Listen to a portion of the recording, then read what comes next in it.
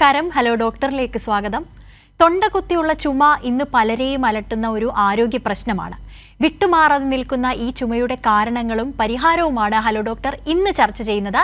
നമുക്കൊപ്പമുള്ളത് Thiruvananthapuram government medical കോളേജിലെ senior consultant പൾമനോളജിസ്റ്റും പ്രൊഫസറും HODയുമായ doctor A ഫത്താഹുദ്ദീനാണ്. നമസ്കാരം doctor.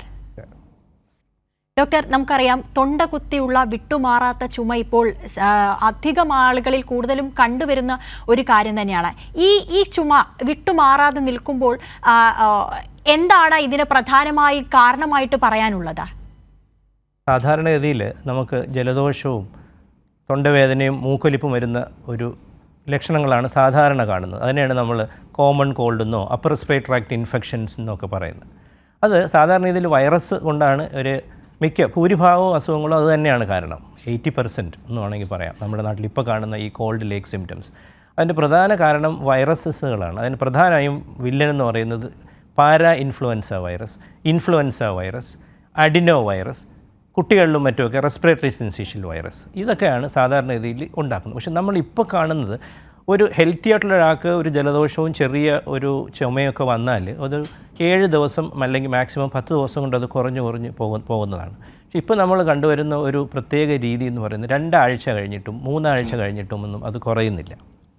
അതിൻ്റെ കാരണം 2-3 ഉണ്ട്. ഒരെണ്ണം, ഇപ്പോൾ വരുന്ന വൈറൽ ഇൻഫെക്ഷൻസൊക്കെ വളരെ ഇൻറ്റൻസായിട്ട് നമ്മൾ വായുനാളികളിൽ നല്ല രീതിയിൽ നീർവീഴ്ച ഉണ്ടാക്കുന്നു, ഇൻഫ്ലമേഷൻ എന്ന് പറയും. അപ്പം അത് നമ്മുടെ വായുനാളികൾ, വായു പോകുന്ന ബ്രോങ്കൈ എന്ന് പറഞ്ഞ സ്ഥലം, പിന്നെ നമ്മുടെ സൈനസസ്, പിന്നെ തൊണ്ടയിലുള്ള ഇൻഫെക്ഷൻസ്, ഇത് 3ഉം കൂടെ ചേരുമ്പോഴാണ് നമ്മളിതിനെ ലാരിംഗോ ട്രക്കിയോ ബ്രോങ്കൈറ്റിസ് എന്ന് പറയും. അതായത് സ്വനപേടകത്തിനും തൊണ്ടയെയും ബാധിക്കുന്നു, പ്രധാന വായുനാളിയെ ബാധിക്കുന്നു, താഴോട്ട് വന്ന് ശ്വാസകോശത്തിൻ്റെ ഉള്ള വായുനാളികളെയും ബാധിക്കുന്നു. അപ്പം ഇത് നീർക്കെട്ട് എത്ര നാൾ നിൽക്കുന്നോ അത്രയും നാൾ ചുമയും കാണും. അപ്പോൾ ഈ ചുമ ഇപ്പോൾ കൂടി നിൽക്കുന്നതിൻ്റെ ഒരു പ്രധാന കാരണം ഇപ്പം ഉണ്ടാകുന്ന വൈറൽ ഇൻഫെക്ഷൻസൊക്കെ വളരെ ഇൻറ്റൻസ് ഇൻഫ്ലമേഷൻസ് ആണ് കാണുന്നത്. അതിൻ്റെ അത് എന്തുകൊണ്ടാണ് ഈ രോഗികൾ ഇത്രയും നാൾ ഈ ചുമ നിൽക്കുന്നതെന്ന് ചോദിച്ചാൽ ഒന്ന് കോവിഡ് കഴിഞ്ഞിട്ടുള്ള ഒരു ശ്വാസകോശമായിട്ടാണ് നമ്മളൊക്കെ ജീവിക്കുന്നത്. അപ്പോൾ നമ്മുടെ ജനറലായിട്ടുള്ള ശ്വാസകോശത്തിൻ്റെ പ്രതിരോധം പൊതുവേ കുറവാണ്. അല്ലാതെ തന്നെ പ്രതിരോധക്കുറവും വരാം. പിന്നെ അന്തരീക്ഷ മലിനീകരണം, വളരെ എക്സ്ട്രീംസ് ഓഫ് ക്ലൈമറ്റാണ്. ഇത്രയും ചൂട് നമ്മൾ അടുത്ത കാലത്തൊന്നും കണ്ടിട്ടില്ല. നവംബർ മുതൽ തന്നെ ഏതാണ്ട് മാർച്ച് ഏപ്രിലിൽ ചൂട് തുടങ്ങി. അപ്പോൾ ഇത്രയും ഹൈ ഹ്യൂമിഡിറ്റി ക്ലൈമറ്റിലൊക്കെ ഒരുപാട് വൈറസസ് മൾട്ടിപ്ലൈ ചെയ്യുന്നുണ്ട്. അപ്പോൾ ഇതാണ് ഈ ചുമ മാറാതെ നിൽക്കുന്നതിൻ്റെ ഒരു പ്രധാന കാരണം. അതുകൂടാതെ ഈ ചുമ വരുന്നതിൻ്റെ കൂടെ തന്നെ നമ്മുടെ സൈനസൊക്കെ നീർക്കെട്ട് വരുന്നു. അത് സൈനസിൽ നിന്ന് തൊണ്ടയിലോട്ട് നീരിറ്റിട്ട് വീഴും, കഫം ഇറ്റ് വീഴുന്നു. അപ്പോൾ രാത്രിയാകുമ്പം ആ ഒരു ഇറിറ്റേഷൻ കൊണ്ട് പല പ്രാവശ്യം നമ്മൾ എഴുന്നേറ്റ് പോവുകയും ചുമയ്ക്കുകയും ആ ചുമ കുരുങ്ങി ചിലർക്കൊക്കെ ശ്വാസം കിട്ടാതാവുകയൊക്കെ ചെയ്യുന്നതായിട്ടാണ് നമ്മളിപ്പോൾ കാണുന്നത്. ഡോക്ടർ, ഈ ശ്വാസകോശ പ്രശ്നങ്ങൾ, എന്തെല്ലാം ശ്വാസകോശ പ്രശ്നങ്ങളാണ് ഇതിന് കാരണമാകുന്നത്? അലർജി ഇതിനൊരു കാരണമായി നമുക്ക് എടുക്കാനാകുമോ?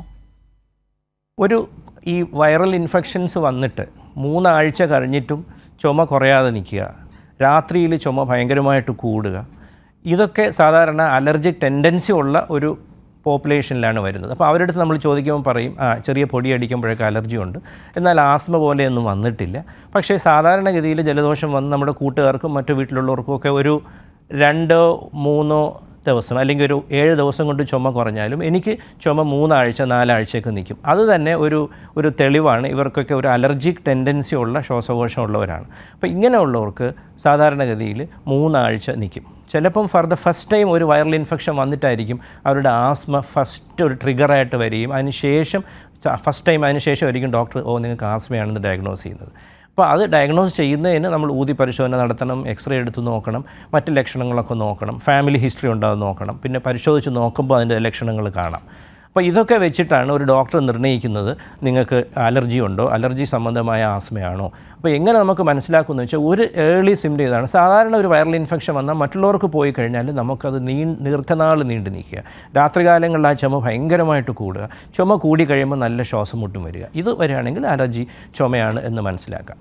അത് അല്ലാതെയും നമുക്കൊരു വൈറൽ ഇൻഫെക്ഷൻ വന്നു കഴിഞ്ഞാൽ നമ്മുടെ ശ്വാസകോശത്തിനും വായുനാളിക്കും ഒരു നോൺ സ്പെസിഫിക് അലർജിക് റിയാക്ഷൻ വരും. അതിനെ നമ്മൾ non specific bronchial hyper responsiveness, അതായത് ആസ്മയുള്ള ഒരാളിനെ പോലെ കുറച്ച് നാളത്തേക്ക് എയർവേ ബിഹേവ് ചെയ്യും. അത് കഴിഞ്ഞാൽ ആ വായുനാളികൾ വികസിക്കുകയും നോർമലാവുകയും ചെയ്യും. ഡോക്ടർ, ഇപ്പം ചിലരിൽ വരണ്ട ചുമ കണ്ടുവരുന്നുണ്ട്, ചിലർക്കാകട്ടെ ഈ കഫത്തോടു കൂടിയുള്ള ഒരു ചുമയും കണ്ടുവരുന്നുണ്ട്. എന്തിന്റെ സൂചനയായിട്ടാണ് ഇത് കണക്കാക്കുന്നത്? ഏതെങ്കിലും ഗുരുതര രോഗങ്ങളുടെ സൂചനയായി ഇത് കണക്കാക്കാനാകുമോ? ഇല്ല, ആദ്യമായിട്ട് ഒരു വൈറൽ ഇൻഫെക്ഷൻസ് വന്നിട്ടൊരു ഞാൻ നേരത്തെ പറഞ്ഞ പോലെ നമ്മളെ സ്വനപേടകത്തിനെ അഫക്റ്റ് ചെയ്യുന്നു, പിന്നെ പ്രധാന വായുനാളിയായ ട്രക്കിയെ അഫക്റ്റ് ചെയ്യുന്നു, പിന്നെ താഴോട്ടുള്ള ചെറിയ വായുനാളികളായ ബ്രോങ്കസിനെ അഫക്റ്റ് ചെയ്യുന്നു. ഇത് വന്നു കഴിഞ്ഞാൽ ഡ്രൈ കോഫായിട്ട് തുടങ്ങും. ഡ്രൈ കോഫായിട്ട് തുടങ്ങി ഈ ആസ്മാറ്റിക് ടെൻഡൻസി ഉള്ളവർക്കൊക്കെയാണ് ഒരുപാട് കഫം വരുന്നത്. വളരെ അപൂർവമായിട്ടാണ് ഈ കഫത്തിൻ്റെ സെക്കൻഡറി ബാക്ടീരിയൽ ഇൻഫെക്ഷൻസ് നമ്മൾ പറയുമെങ്കിലും അത് അത്ര സാധാരണമല്ല. നേരത്തെ ശ്വാസകോശ രോഗങ്ങളുള്ളവർ, മറ്റ് അനുബന്ധ രോഗങ്ങൾ, ഡയബറ്റിസ് ഉള്ളവർ, ഹാർട്ട് ഡിസീസ് ഉള്ളവർ, കിഡ്നി പ്രോബ്ലം ഉള്ളവർ, മറ്റ് അസുഖങ്ങൾക്ക് ചികിത്സിക്കുന്ന, പ്രതിരോധശേഷി കുറയുന്ന, ക്യാൻസർ, കീമോതെറാപ്പി എടുത്ത് ഇവർക്കൊക്കെ ചിലപ്പോൾ ഒരു വൈറൽ ഇൻഫെക്ഷൻ വന്നാൽ വേഗം അത് സെക്കൻഡറി ബാക്ടീരിയൽ ഇൻഫെക്ഷനായിട്ട് മഞ്ഞ കഫമൊക്കെ വരാം. അല്ലെങ്കിൽ സാധാരണഗതിയിൽ വൈറൽ ഇൻഫെക്ഷൻസ് കൊണ്ടുണ്ടാകുന്ന ഈ വരണ്ട ചുമ ഒരു കഫമില്ലാത്ത ഡ്രൈ കോഫായിട്ട് ആണ് സാധാരണ കാണുന്നത്. ആസ്മ ടെൻഡൻസി ഉള്ളവർക്ക് മാത്രം കുറച്ച് കഴിയുമ്പോൾ കഫം വരുന്നതായിട്ടും കാണാം.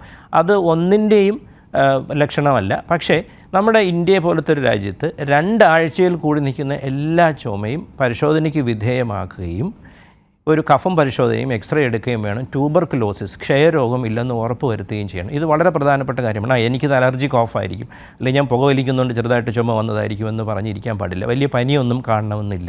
അപ്പോൾ അതാണൊരു പ്രധാന മെസ്സേജ് എനിക്ക് തരാനുള്ളത്. എക്സ്റേയും 2 ആഴ്ച കഴിഞ്ഞാൽ. പിന്നെ ഈ വരണ്ട ചുമകൾക്കൊന്നും ആൻറ്റിബയോട്ടിക്സ് ഒരു പ്രതിവിധിയല്ല. നമുക്കറിയാമല്ലോ, നമ്മുടെ രാജ്യത്താണ് ഏറ്റവും കൂടുതൽ, മറ്റ് രാജ്യങ്ങളെക്കാൾ കൂടുതൽ ഈ ഡെവലപ്പിംഗ് നേഷൻസിലാണ് ഈ ആൻറ്റിബയോട്ടിക് മിസ്യൂസ്, ദുരുപയോഗം നടക്കുന്നത്. ചെറിയ ഒരു ഡ്രൈ കോഫിനും ജലദോഷത്തിനും ആൻറ്റിബയോട്ടിക്സ് കഴിക്കാനേ പാടില്ല. പലരും മെഡിക്കൽ സ്റ്റോറിൽ പോയി ആൻറ്റിബയോട്ടിക് വാങ്ങിക്കുന്നത്. ഇപ്പോൾ നമ്മുടെ ഗവൺമെൻറ് അത് നിയമം മൂലം നിരോധിച്ചിട്ടുണ്ട്. ആൻറ്റിബയോട്ടിക്സ് പ്രിസ്ക്രിപ്ഷൻ ഇല്ലാതെ ഓവർ ദ കൗണ്ടർ കൊടുക്കാൻ പറ്റില്ല എന്ന്. വളരെ നല്ല കാര്യമാണ്. അപ്പോൾ ഈ ആൻറ്റിബയോട്ടിക്സ് ഉപയോഗിക്കുന്നത് കൊണ്ട് നമ്മുടെ ചുമയ്ക്ക് യാതൊരു കുറവില്ലെന്ന് മാത്രമല്ല, ആൻറ്റിബയോട്ടിക്സിനുള്ള പ്രതിരോധ ശേഷി നശിക്കുകയും ആവശ്യത്തിന് ആ ആൻറ്റിബയോട്ടിക് ഉപയോഗിക്കാൻ വയ്യാതിരിക്കുകയും ചെയ്യുന്ന മൈക്രോബയൽ റെസിസ്റ്റൻസ്, ആൻറ്റിബയോട്ടിക് റെസിസ്റ്റൻസ് വരാനും സാധ്യതയുണ്ട്. അതുകൊണ്ട് ഈ വരണ്ട ചുമകൾക്കൊന്നും ഒരു ഡോക്ടറെ കണ്ട് പരിശോധിച്ച് ഡോക്ടർക്ക് ബോധ്യപ്പെടാതെ ആൻറ്റിബയോട്ടിക്സ് നിങ്ങൾ സ്വന്തം വാങ്ങിച്ച് കഴിക്കാനോ ആൻറ്റിബയോട്ടിക്സ് പ്രിസ്ക്രൈബ് ചെയ്യാനോ പാടില്ലെന്നാണ് നിയമം. ഡോക്ടർ, നമ്മുടെ കൂടെ ഒരു പ്രേക്ഷകൻ കൂടി ചേരുന്നുണ്ട്. പരമേശ്വരനാണ് തിരുവനന്തപുരത്ത് നിന്നും. പരമേശ്വരൻ, ചോദിച്ചോളൂ. Hello, good afternoon doctor. Good afternoon, പറയൂ. ഹലോ, പറഞ്ഞോളൂ. എൻ്റെ പേര് പരമേശ്വരൻ, ഞാൻ ട്രിവാൻഡ്രത്ത് നിന്നാണ് വിളിക്കുന്നത്. എനിക്ക് 61 വയസ്സായി. എനിക്ക് കോവിഡ് കഴിഞ്ഞിട്ട് ഒരു 2 കൊല്ലമായി. അപ്പോൾ അത് കഴിഞ്ഞിട്ട് അതിനുമുമ്പ് ബ്രോങ്കോട്ടോസിസ് എന്ന് പറഞ്ഞ അസുഖമുണ്ട്. അത് ലങ് കപ്പാസിറ്റി കുറച്ച് കുറവാണ്. ഹലോ, പറയൂ, കേൾക്കുന്നുണ്ട്. കേൾക്കാമോ? ഇപ്പോ എന്നിട്ട് ആ ചുമ കണ്ടിന്യൂസ് ആയിട്ടുണ്ട്. അത് കോവിഡ് ശേഷം ഒരു ടേസ്റ്റും കുറവാണ്, കഫക്കെട്ടും നന്നായിട്ടുണ്ട്. ഈ റോട്ടോ ഫൈലർ അത് മാത്രമാണ് യൂസ് ചെയ്യുന്നത്, ഒരു ഇൻഹൈലർ, അത് മാത്രം മതി എന്ന് പറയുന്നു. അത് ഈ കോവിഡ് വന്നതിന് ശേഷമോ അതിന് മുമ്പോ നിങ്ങൾക്ക് ആസ്മയുടെ ലക്ഷണം ഉണ്ടായിരുന്നോ? ഇല്ല, ആസ്മയുടെ ലക്ഷണമില്ല. എനിക്ക് അലർജിറ്റിക് അതാണ് നമ്മളിപ്പോൾ കണ്ടുവരുന്ന ഏറ്റവും ഒരു പ്രധാന, ഈ കോവിഡിന് ശേഷം കോവിഡാനന്തര ശ്വാസകോശങ്ങളിൽ ഒരു പ്രധാനമായിട്ട് നമ്മൾ കണ്ടുവരുന്ന ഒരു അവസ്ഥാവിശേഷം എന്ന് പറയുന്നത്, മുമ്പ് ചെറിയ അലർജി മാത്രം ഉണ്ടായിരുന്ന ഒരാൾക്കാർക്ക് കോവിഡ് വന്നതിന് ശേഷം അവരുടെ അലർജി ഭയങ്കരമായിട്ട് കഠിനമാവുകയും വൻതോതിൽ ശ്വാസം മുട്ട് വരുന്നതായിട്ട് കാണുന്നുണ്ട്. അപ്പം ആസ്മ രോഗി അവർ നേരത്തെ ചോദിച്ചാൽ പറയും ഞങ്ങൾക്ക് അങ്ങനെ ആസ്മയൊന്നും ഉണ്ടായിരുന്നില്ല, ചെറിയ അലർജി പോലെ ഉണ്ടായിരുന്നുള്ളൂ. പക്ഷേ കോവിഡിന് ശേഷം, അതാണ് ഈ കോവിഡ് വൈറസ് ചെയ്തിരിക്കുന്ന ശ്വാസകോശത്തിൽ ചെയ്തിരിക്കുന്ന ഒരു പ്രധാന ബുദ്ധിമുട്ടെന്ന് പറയുന്നത്, ഒരുപാട് അലർജിക് ഡിസീസസ് കഠിനമാവുകയും അത് ഈ വൈറസ് വന്നതിന് ശേഷം അത് അൺമാസ്ക് ചെയ്യുകയും ചെയ്തു. അതുവരെ ഉറങ്ങിക്കിടന്നിരുന്ന ആസ്മകളൊക്കെ കൂടുതൽ ട്രിഗേർഡ് ആവുകയും കൂടുതൽ പിന്നെ വർദ്ധിത വീര്യത്തോടു കൂടി പ്രകടമാവുകയും ചെയ്യുന്നു. നിങ്ങൾക്ക് അതുകൊണ്ടായിരിക്കണം അന്ന് വന്നപ്പോൾ ഒരു ലങ് ഡാമേജ് കോവിഡ് വന്നിട്ടുണ്ടാവും. അതിന് ശേഷമായിരിക്കും ബ്രോങ്കിക്ടാസിസ് എന്ന് പറയുന്ന വായുനാളികളിൽ ഈ തേനീച്ച കൂടുതലാവുകയും അതിനകത്ത് കഫം കെട്ടി നിൽക്കുകയും ചെയ്യുന്ന അവസ്ഥയാണ് ഈ ബ്രോങ്കിക്ടാസിസ് എന്ന് പറയുന്നത്. അതിന് പ്രധാനമായിട്ടും നിങ്ങൾ ചെയ്യേണ്ടത് കഫം പരിശോധിച്ച് അതിനകത്ത് അണുക്കളില്ലെന്ന് ഉറപ്പുവരുത്തുക, TB ഇല്ലെന്ന് ഉറപ്പുവരുത്തുക. അത് കഴിഞ്ഞിട്ട് ഡോക്ടറുടെ നിർദ്ദേശപ്രകാരം ആൻറ്റിബയോട്ടിക് വേണമെങ്കിൽ മാത്രം കഴിക്കുക. 2 തരം വാക്സിൻസ് ഉണ്ട്, ന്യൂമോണിയ വരാതിരിക്കാനുള്ള വാക്സിനും ഫ്ലൂ വരാതിരിക്കാനുള്ള വാക്സിനും. നിങ്ങളെ പോലുള്ളത് എടുത്തു കഴിഞ്ഞാൽ ഈ അടിക്കടിയുള്ള വൈറൽ ഇൻഫെക്ഷൻസ് വരും. ന്യൂമോണിയ വന്നാലും അത് വളരെ ജീവനാപത്തുണ്ടാക്കുന്ന കടുത്ത ന്യൂമോണിയയിൽ നിന്ന് പ്രതിരോധവും കിട്ടും. അതോടൊപ്പം തന്നെ എന്നും ആവി കൊടുക്കുക, കഫം നല്ലപോലെ തുപ്പിക്കളയുക, ശ്വസന വ്യായാമങ്ങൾ ചെയ്യുക, എക്സസൈസ് ചെയ്യുക, നല്ല സമീകൃത ആഹാരം കഴിക്കുക. ഇതുകൊണ്ട് തന്നെ നിങ്ങൾ ഡോക്ടർ ശ്വാസമുട്ടിന് ഇൻഹേലർ തന്നിട്ടുണ്ടെങ്കിൽ നിങ്ങൾക്ക് അതിൻ്റെ കൂടെ കുറച്ച് ആസ്മയുടെ ലക്ഷണങ്ങളും കൂടെ കണ്ട് കാണണം. അതുകൊണ്ടാണ് ഡോക്ടർ ഇൻഹേലർ തന്നത്. അത് മുടക്കാതെ രാവിലെയും വൈകുന്നേരവും 2 പഫ് ഉപയോഗിക്കുകയും വേണം. ഡോക്ടർ, അതുപോലെ തന്നെ ഈ മരുന്ന് കഴിച്ചിട്ടും ചുമ നീണ്ടു നിൽക്കുന്ന ഒരു അവസ്ഥ കാണാറുണ്ട്. അത് എന്തുകൊണ്ടാണ്? അതിനുള്ള പ്രധാന കാരണം എന്താണ്? ഞാൻ നേരത്തെ പറഞ്ഞല്ലോ, അതിൽ പ്രധാനമായിട്ടും നമ്മുടെ വായുനാളികളിൽ വൈറസ് ഉണ്ടാക്കുന്ന വളരെ കടുത്ത ആഘാതമാണ്. അതിന് എയർവേ ഇൻഫ്ലമേഷൻ എന്ന് പറയും. ആ ഇൻഫ്ലമേഷൻ നമ്മുടെ സൈനസിലുണ്ട്, ത്രോട്ടിലുണ്ട്, അതുകൂടാതെ സ്വനപേടകത്തിലും നമ്മുടെ വായുനാളികളിലും ഉള്ളതാണ്. അപ്പോൾ അത് എത്രത്തോളം ഇൻഫ്ലമേഷൻ ഉണ്ടോ അത് തീരുന്നത് വരെ നമ്മൾ ചുമയ്ക്കും. അതാണ് ഇപ്പോൾ നമ്മൾ കണ്ടുവരുന്നത്. അത് കൂടുതൽ നിൽക്കുന്നത് ഈ അലർജി ഉള്ളവർക്ക്, നേരത്തെ ശ്വാസകോശ അസുഖങ്ങളുള്ളവർക്ക്, അൺകൺട്രോൾഡ് ഡയബറ്റിസ് ഉള്ളവർക്ക്, അമിതമായ വണ്ണമുള്ളവർക്ക്, ശരീരത്തിൻ്റെ പ്രതിരോധശേഷി കുറഞ്ഞവർക്ക്, പിന്നെ ഒരു കടുത്ത എയർ പൊല്യൂഷൻ ഉള്ള സ്ഥലങ്ങളിലാണ് കൂടുതൽ ആൾക്കാർ ഇപ്പോൾ നടക്കുന്നത്. നമ്മുടെ അന്തരീക്ഷ മലിനീകരണം നമ്മൾ വിചാരിക്കുന്നേക്കാളും വളരെ മാരകമാണ്. നമ്മുടെ എയർ ക്വാളിറ്റി വളരെ പുവറാണ്. ഇന്ത്യ മുഴുവൻ, കേരളത്തിലും എനിക്ക് തോന്നുന്നു സിറ്റികളിലൊക്കെ കൂടുതലാണ്. നമ്മുടെ അടുത്ത് എയർ പൊല്യൂഷൻ പ്രധാനമായിട്ടും പൊടിപടലങ്ങൾ കൊണ്ടുണ്ടാകുന്നത് വളരെ കൂടുതലാണ്. നിങ്ങൾക്കറിയാമല്ലോ, ഇപ്പോൾ എവറി 1 കിലോമീറ്റർ എന്തെങ്കിലും കൺസ്ട്രക്ഷൻസ് നടക്കുകയാണ്. നിരന്തരം റിലൻറ്റ്ലെസ് ആയിട്ട് കൺസ്ട്രക്ഷൻസ് നടക്കുകയാണ്. അവിടെയൊന്നും പൊടി തടയാനോ അതിൻ്റെ അയൽവക്കക്കാർക്ക് പൊടി തടയാതിരിക്കാൻ ഒരു തുണി വിരിച്ച് കെട്ടുകയോ ഒരു നെറ്റ് ഇടുകയോ ചെയ്യുന്ന യാതൊരു ഏർപ്പാടുകളും നമ്മൾ കാണുന്നില്ല. അപ്പം തൊട്ട് അയൽവക്കത്തുള്ളവർക്കും മറ്റു ആ റെസിഡൻഷ്യൽ കോളനി താമസിക്കുന്നവർക്കും ഒക്കെ ഉണ്ടാകുന്ന ബുദ്ധിമുട്ടുകളെക്കുറിച്ച് നമ്മൾ ആരും ബോധേഡല്ല. നമ്മുടെ സ്വന്തം കാര്യത്തിന് വേണ്ടി എങ്ങനെയും കുഴിക്കുക, വെട്ടുക, പൊടി ഉണ്ടാക്കുക. അപ്പം വളരെ അതിൻ്റെ കൂടെ പ്ലാസ്റ്റിക് മാലിന്യങ്ങൾ കത്തിക്കരുതെന്നൊക്കെ നമ്മൾ ഒരുപാട് പറയുന്നുണ്ട്. നമ്മുടെ ഹരിതകർമ്മസേനയുണ്ട്, പക്ഷേ എന്നാലും നമ്മുടെ പൊതു പെരുമാറ്റം മാറാത്തിടത്തോളം കാലം നമ്മുടെ ഈ പൊടിപടലങ്ങൾ അന്തരീക്ഷത്തിൽ കൂടുതലാണ്. അപ്പോൾ കൺസ്ട്രക്ഷൻസ് കൂടുതലാണ്, പൊടിപടലങ്ങൾ കൂടുതലാണ്. നമ്മുടെ സാന്ദ്രത മറ്റ് സംസ്ഥാനങ്ങളെ അപേക്ഷിച്ച് നമ്മുടെ പോപ്പുലേഷൻ വളരെ അടുത്തടുത്ത് തിങ്ങിയാണ് താമസിക്കുന്നത്. അപ്പോൾ ഇങ്ങനെയുള്ള എല്ലാ അന്തരീക്ഷത്തിലുണ്ടാകുന്ന മാറ്റങ്ങളും നമുക്ക് ഈ എയർ ക്വാളിറ്റിയെ ബാധിക്കുന്നുണ്ട്. പിന്നെ കോവിഡാനന്തര ശ്വാസകോശമാണ് നമുക്കെല്ലാം ഉള്ളത്.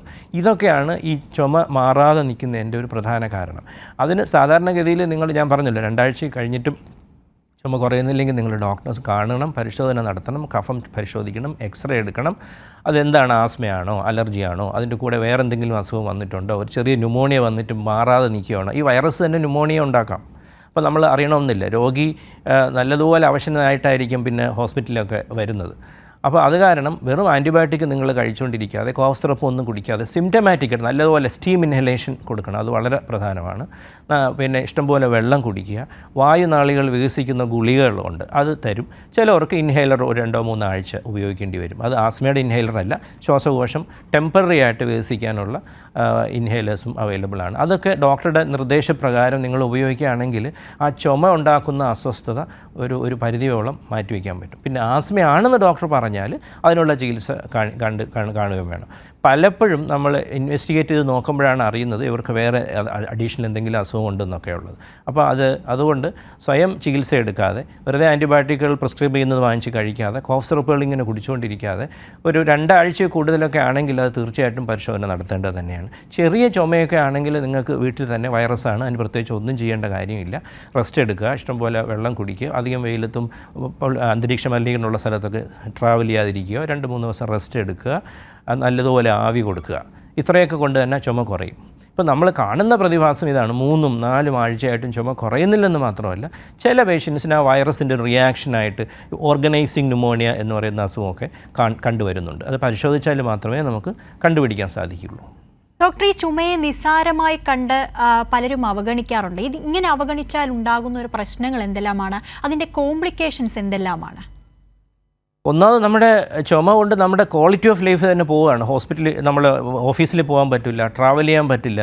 നിങ്ങൾ പ്രസംഗിക്കുന്ന ഒരാളാണെങ്കിൽ പ്രസംഗിക്കാൻ പറ്റില്ല. നിങ്ങൾ സ്പോർട്സ്മാൻ ആണെങ്കിൽ ആ കാര്യങ്ങൾ ചെയ്യാൻ പറ്റില്ല. അപ്പോൾ നമ്മുടെ പിന്നെ day to day life, quality of life തന്നെ അഫക്റ്റ് ചെയ്യും. അത് തന്നെ ഒരു പ്രധാനപ്പെട്ട ക്വാളിറ്റി ഓഫ് ലൈഫ് പോകുകയെന്ന് പറഞ്ഞാൽ പിന്നെ നമ്മളെ കൊണ്ട് കുറച്ച് നാളത്തേക്ക് ഒന്നും ചെയ്യാൻ പറ്റാത്ത അവസ്ഥ. ഈ ചുമ കൊണ്ട് നമുക്ക് ഓഫീസിൽ പോവുകയും വേണം. അപ്പം അങ്ങനെ വരുന്നത് അതൊന്നാണ്. 2, ഈ ചുമ മാറാതെ നിന്ന് കഴിഞ്ഞാൽ നിങ്ങൾ ഈ ട്യൂബർക്കുലോസിസ് ആണോ, വല്ല വൈറസ് ന്യൂമോണിയ വന്നോ, നേരത്തെ വൈറസ് റിയാക്ഷൻ വന്നിട്ടൊരു ഓർഗനൈസിങ് ന്യൂമോണിയ വന്നോ എന്നൊക്കെ നോക്കണം. അത് ആണ് 2ാമത്തത്. 3ാമത്തത്, ഈ വളരെ അപൂർവമായിട്ട് ഈ ഡയബറ്റീസ് ഒക്കെ ഉള്ളവർക്ക് ഈ ചുമ 2-3 ആഴ്ച കഴിഞ്ഞിട്ട് നോക്കാതിരിക്കുകയാണെങ്കിൽ ട്യൂബർക്ലോസിസ്, ക്ഷയം പോലത്തെ അസുഖങ്ങൾ ഈ ഡയബറ്റീസ് ഉള്ളവർക്കൊക്കെ സാധ്യത കൂടുതലാണ്. അപ്പോൾ ആ ചുമയും കൂടെ ഉണ്ടോ ഇതിനകത്ത്? അത് ഈ ചുമ വന്ന് കുറയാത്തതിൻ്റെ ഒരു പ്രധാന കാരണം അതാണോ? അത് ഈ വൈറസ് എന്ന് പറഞ്ഞാൽ നമ്മൾ ഇരിക്കുന്നത് വൈറസ് അല്ലേ, ട്യൂബർക്ലോസ് ആണോ ആദ്യം മുതലേ എന്നൊക്കെ അറിയണമെന്നുണ്ടെങ്കിൽ തീർച്ചയായിട്ടും നമ്മളത് പരിശോധന നടത്തണം. ഇതൊക്കെയാണ് സാധാരണ കാണുന്ന കോംപ്ലിക്കേഷൻസ്. പിന്നെ പണ്ട് വില്ലൻ ചുമ പോലത്തെ ചുമയൊക്കെ വന്നാലാണ് ചിലവർക്ക് പെട്ടെന്ന് ഇച്ചിരി വയസ്സായവർക്ക് വരുന്നൊരു പ്രതിഭാസം എന്ന് പറയുന്നത് കോഫ് സിങ്കോപ്പ് എന്ന് പറയും. അതായത് 2-3 ചുമ കഴിയുമ്പം തന്നെ കുരുങ്ങിയിട്ട് തല കറങ്ങി അങ്ങ് വീണു പോകും. കോഫ് സിങ്കോപ്പ് എന്നാണ് അത് പറയുന്നത്. അങ്ങനെയുള്ള രോഗികൾ വീഴ്ച ഒഴിവാക്കണം, മെഷീൻസ് എടുത്ത് നിൽക്കുക, വണ്ടി ഓടിക്കുമ്പോഴേക്കും അത് സംഭവിക്കാൻ പാടില്ല. അതൊരു പ്രധാനപ്പെട്ട കോംപ്ലിക്കേഷനാണ് കോഫ് സിങ്കോപ്പ് എന്ന് പറയുന്നത്. അത് സാധാരണ ഇത് ഇച്ചിരി വയസ്സായ ആൾക്കാർക്കൊക്കെയാണ് കൂടുതൽ കാണുന്നത്. നമ്മുടെ ശരീരത്തിന്, നമ്മുടെ നെഞ്ചിനകത്തുള്ള പ്രഷർ പെട്ടെന്ന് ചുമയ്ക്കുമ്പം കൂടുന്നതുകൊണ്ട് നമ്മുടെ തലച്ചോറിലോട്ടുള്ള രക്തഓട്ടമൊക്കെ കുറയുമ്പോൾ ഉണ്ടാകുന്ന ഒരു ഫിനോമെനാണത്. അപ്പം അത് കോഫ് സിങ്കോപ്പ് നമ്മൾ നോക്കണം. പിന്നെ പണ്ടൊക്കെ വില്ലൻ ചുമയൊക്കെ ഉള്ള സമയത്താണ് നമുക്ക് കണ്ണിനകത്ത് ബ്ലീഡിങ് വരിക, റിബ് പൊട്ടിപ്പോവുകയൊക്കെ ചെയ്യുന്നത്. ചില പേഷ്യൻസിന് ഭയങ്കരമായ ചുമ വന്ന് ശരീരം മുഴുവൻ വേദന, റിബ്സ് മുഴുവൻ പെയിൻ, ചിലവർക്ക് റിബ് ഫ്രാക്ചർ വരുന്ന ചുമകളും നമ്മൾ കണ്ടിട്ടുണ്ട്. അപ്പോൾ അതുകൊണ്ടാണ് ചുമ അവഗണിക്കാൻ പാടില്ല എന്ന് പറയുന്നത്. പിന്നെ പുകവലിക്കുന്നവരാണെങ്കിൽ പുകവലിക്കാൻ പാടില്ല, ഞാൻ പറയാൻ മറന്നുപോയതാണ്. പുകവലി ഒരു പ്രധാന വില്ലനാണ്. പുകവലി നിർത്തണം. പുകവലിക്കുന്നവരടുത്ത് ഇരിക്കാൻ പാടില്ല. ചുമയുള്ളവരാണെങ്കിൽ അവരപ്പോഴേ പുകവലി നിർത്തണം. ഡോക്ടർ, നമ്മുടെ കൂടെ ഒരു പ്രേക്ഷക കൂടി ചേരുന്നുണ്ട്. വടകരയിൽ നിന്നും കമലയാണ്. കമല, പറഞ്ഞോളൂ. കമല, കേൾക്കാമോ? ചോദിച്ചോളൂ. ഡോക്ടർ നമസ്കാരം. നമസ്കാരം. ചെറിയ മോനെ 7ാം ക്ലാസ് പഠിക്കുന്ന മോനെ രാവിലെ കുളിപ്പിച്ചാലും അവന് സ്കൂളിൽ പോകുമ്പോൾ കുളിക്കുമ്പോൾ വെറും ചുമ 10-10:30 വരെ മൂക്കിന്ന് ഇങ്ങനെ വെള്ളം പോലെ വരുക, ഇങ്ങനെ വെറും ഒരു തുമ്മലും. അത് എത്ര നാളായി തുടങ്ങിയിട്ട്? അതൊരു 5-6 മാസമായി. അപ്പോൾ അതെന്തായാലും എന്തെങ്കിലും ന്യൂമോണിയോ ഇൻഫെക്ഷനോ ഒന്നും അല്ലാതെ തീർച്ചയായിട്ടും ഒരു ആസ്മയുടെ അസുഖം തന്നെയാകാനാണ് സാധ്യത. അലർജി ഉണ്ടല്ലോ, നല്ലതുപോലെ തുമ്മുന്നുണ്ട്, രാത്രി മുഴുവൻ വീട്ടിനകത്ത് കിടന്നുള്ള ഇൻഡോർ പൊടികളൊക്കെ അടിച്ച് രാവിലെ എഴുന്നേൽക്കുമ്പോൾ അത് കഠിനമായ തുമ്മലും മൂക്കൊലിപ്പും പിന്നെ അതിൻ്റെയോടൊപ്പം ചുമയും തുടങ്ങും. അപ്പോൾ അലർജിക് റിയാക്ഷൻ മൂക്കിനകത്ത് വരുമ്പോഴാണ് ഇങ്ങനെ തുമ്മുന്നത്. അതേപോലെ കഫക്കെട്ടും നീർവീഴ്ചയും ശ്വാസകോശത്തിനകത്ത് ഉണ്ടാകുമ്പോഴാണ് ചുമയും കഫവും വരുന്നത്. ഈ കുട്ടിയെ ഉടനെ തന്നെ നിങ്ങൾ ഒരു ശ്വാസകോശ രോഗ വിദഗ്ധൻ, പൾമണോളജിസ്റ്റിനെ കാണിച്ച് എക്സ്റേ എടുക്കുക, ബ്ലഡ് ടെസ്റ്റ് ചെയ്യുക, പരിശോധനയൊക്കെ നടത്തി ഇൻഹേലറും മൂക്കിലൊഴിക്കാനുള്ള സ്പ്രേ അതുപോലത്തെ കാര്യങ്ങളൊക്കെ ഡോക്ടർ നോക്കിയിട്ട് തരും. അത് മുടക്കാതെ ഉപയോഗിക്കണം. 6 മാസമായ സ്ഥിതിക്ക് ഈ കുട്ടിക്ക് ചികിത്സ വളരെ നാളത്തേക്ക് വേണ്ടി വരും. അത് 1-2 മാസം ആ മരുന്ന് ഉപയോഗിച്ച് നിങ്ങൾ നിർത്തിക്കളയാനും പാടില്ല.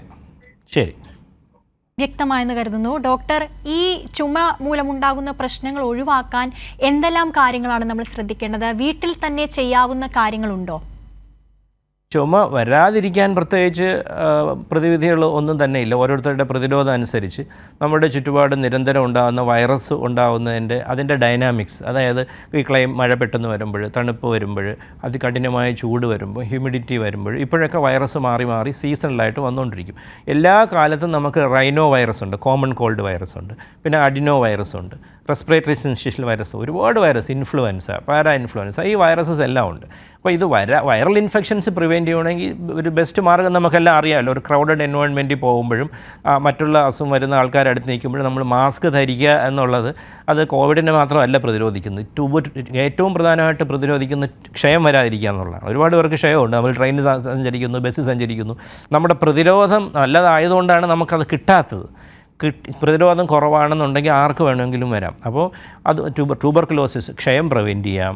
ഈ വരുന്ന വൈറസ് ഉണ്ടാവുന്ന ഇൻഫെക്ഷൻസൊക്കെ ഒരു പരിധിവരെ മാസ്ക് ധരിച്ചാൽ ചെയ്യാൻ പറ്റും. അത് ഓരോ ഇൻഡിവിജ്വലും തീരുമാനിക്കണം. അപ്പോൾ നമ്മൾ ചില ആൾക്കാർ എപ്പോഴും ഫ്ലാസ്കിൽ ചൂടുവെള്ളം കുടിക്കുക, അത് അവർ തീരുമാനിച്ചാൽ എനിക്ക് ചൂടുവെള്ളമേ കുടിക്കാൻ ഇഷ്ടമുള്ളൂ, അല്ലെങ്കിൽ എനിക്ക് തൊണ്ടവേദന വരും. അതുപോലെ നിങ്ങൾ വിചാരിക്കണം എനിക്ക് മാസ്ക് വയ്ക്കണം, മാസ്ക് വയ്ക്കാതെ ഞാൻ പുറത്തിറങ്ങി എനിക്കും ജലദോഷം പോലത്തെ ചുമയും പനിയും വിട്ടുമാറാത്ത ചുമയും വരാൻ സാധ്യതയുണ്ടെന്ന് സ്വയം തീരുമാനിച്ചിട്ട് ചെയ്യുക എന്നുള്ളതാണ് ഒന്ന്. പിന്നെ നമ്മൾ നേരത്തെ പറഞ്ഞ അന്തരീക്ഷ മലിനീകരണം ഒഴിവാക്കുക. നമ്മളെല്ലാം അതിന് ഉത്തരവാദികളാണ്. നമ്മൾ ജീവിക്കുന്ന ചുറ്റുപാട് എയർ പൊല്യൂഷൻ ഇല്ലാത്ത രീതിയിലാക്കുക. എയർ പൊല്യൂഷൻ ഉള്ള ഭാഗത്തേക്ക് അധികം. ഡോക്ടർ, ഞാനൊന്ന് ഇടപെടുകയാണ്. നമ്മുടെ കൂടെ ഒരു പ്രേക്ഷകൻ കൂടി ചേരുന്നു. എറണാകുളത്ത് നിന്നും ബെന്നിയാണ്. ബെന്നി, ചോദിച്ചോളൂ. ഹലോ. പറയൂ ബെന്നി. ഹായ്. അത് ഞാൻ എൻ്റെ മോന്റെ കാര്യത്തിനോട്ടാണ്. പറഞ്ഞോളൂ. ഇപ്പോൾ അവന് 12 വയസ്സുണ്ട്. ഓക്കെ. അവന് ചെറുപ്പത്തിലെ ശ്വാസം മുട്ട് ഉണ്ടായിരുന്നു. അപ്പൊ അവന് ഇൻഹേലർ വലിച്ചിട്ടുണ്ടായിരുന്നു 1 വർഷത്തോളം. ഇപ്പോ ഇടയ്ക്കിടയ്ക്ക് ഇങ്ങനെ ചുമ വരും. അത് ഒരു മാസം മുമ്പ് ഞങ്ങളൊരു 3 ആന്റിബയോട്ടിക് കൊടുത്ത് ആന്റിബയോട്ടിക് IV കൊടുത്തപ്പോഴാണ് കുറഞ്ഞത്.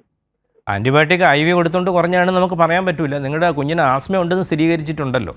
ഒരു വർഷം നിങ്ങൾ ഇൻഹേലർ ഉപയോഗിക്കുകയും ചെയ്തിരുന്നു. അപ്പോൾ ഇൻഹേലർ പലരും വിചാരിച്ചു വെച്ചിരിക്കുന്നത് ആസ്മയ്ക്ക് ഉപയോഗിക്കുന്ന ഇൻഹേലർ പലരും വിചാരിച്ചു വെച്ചിരിക്കുന്നത് അത് 6 മാസം ഉപയോഗിച്ചാൽ മതി, ഒരു വർഷം ഉപയോഗിച്ചാൽ മതി. അങ്ങനെയില്ല.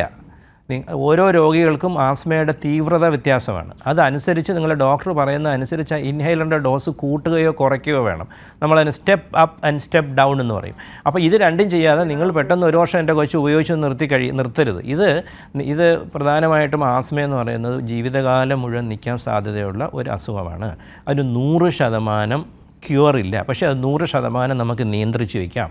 അസുഖം ഇല്ലാത്ത ആളിനെ പോലെ നടക്കണമെങ്കിൽ ഇൻഹേലർ റെഗുലറായിട്ട് ഉപയോഗിക്കുക തന്നെ വേണം.